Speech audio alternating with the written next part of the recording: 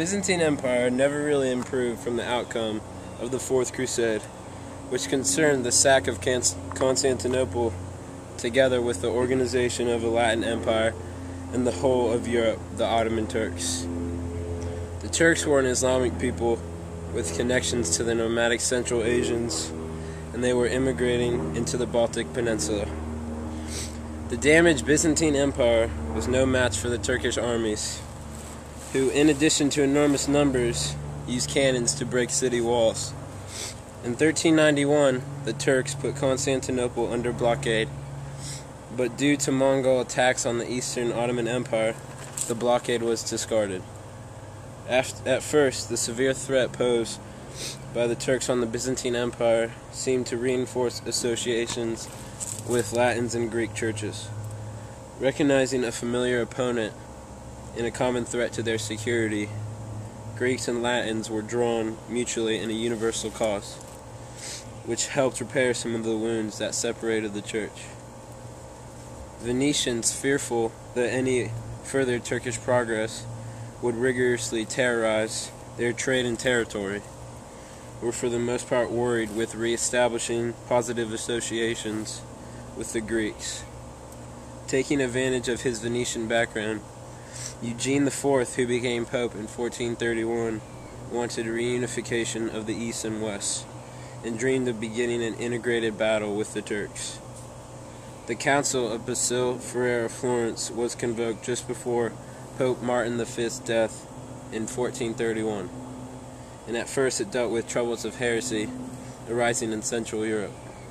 However, Pope Eugene IV later decided to use the council as an opening to bring back together the Western and Eastern churches. He worked efficiently, sending delegates to every corner of the Christian world for support. Finally, in 1437, Greek churchmen sailed from Constantinople to Ferrara, where the council resumed. The council had a rocky start, since the Eastern Emperor John VIII sought a solid military grouping against the Turks. He tried to steer clear of theological debates that might cause resistance between the East and the West. The Latin bishops cautiously steered the negotiation towards the objections the Greek bishops had with the Latin Church. There were four major points of dissimilarity between the two churches, were anything but easy to resolve. First, the Greeks objected to the Latin Church's teaching about the relation of the Holy Spirit to the other two persons of the Blessed Trinity.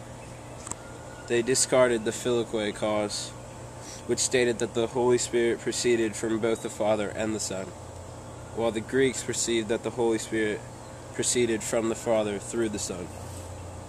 The Greeks also used leavened bread for the celebration of the Eucharist and disagreed with the Latin firmness on using only unleavened bread. Two old disagreements with the Latin Church, the reality of purgatory and the dominance of the Roman See over the whole Church of Christ, were also debated throughout the council. In order to converse these issues, the Pope created commissions consisting of both Greeks and Latins that could dispute out and outline clear conclusions to these theological questions. The Emperor did manage to stress the bishops to come to a conformity, which was finally reached in 1439 and recorded in Pope Eugene IV's Bull Laterna Coeli. Much to the pleasure of the Latin Church, the Greeks received the question of Filioque, the reality of purgatory, and the dominance of the Pope, and there was a brief unification connecting the two churches. Sadly, the reunification existed more on paper than in actuality, with the Turks intimidating Constantinople. Well-liked Greek attitude against the Latin Church was exceedingly sharp. Many Greeks held responsible the Latin Church and the Crusades for deteriorating the Byzantine Empire. Furthermore, once they were away from the pressures of the council, many Greek bishops who acknowledged the agreements inverted their positions and campaigned in opposition to the Latin Church. In fact, accepted disgust of the West was so violent that emperors withheld the documents of reunification for 15 years. Emperor John VIII was displeased with the council since it was restricted to theological matters, and that none of the Western princes attended.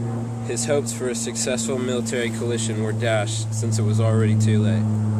Additionally, much of the terror and unhelpful reaction that preceded the city's fall was intended towards the West.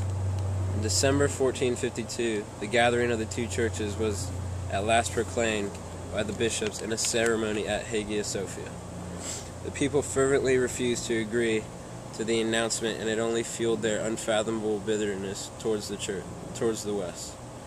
5 months later, papal ships arrived to assist the city in the following combat with the Turks.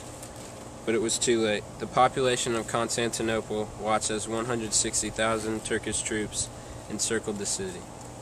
After 2 months of siege, on May 29, 1453, Constantinople fell to the Turkish Muslim forces, bringing down a 1,000-year-old Christian empire.